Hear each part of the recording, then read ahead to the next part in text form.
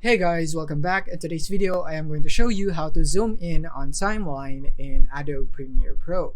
So let's go get started.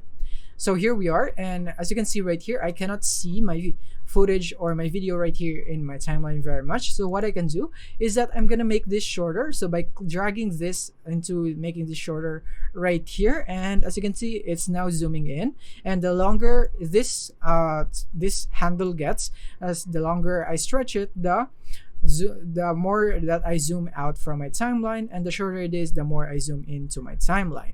So you can just do it like that, or you can just press the plus and minus key on your keyboard. So the minus key would be zooming out, and the plus key would be zooming into your timeline, just like so.